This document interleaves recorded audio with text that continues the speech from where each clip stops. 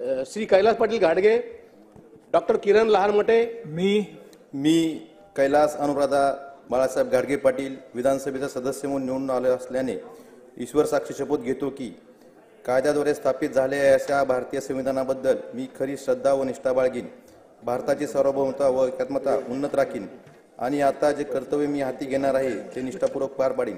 Jai Jijau, Jai Shivray, Jai Hind, Jai Maharashtra.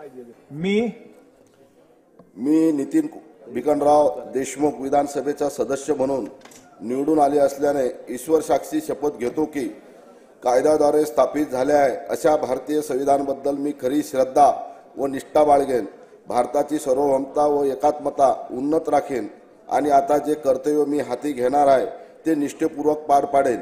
Jai Hind, Jai Maharashtra.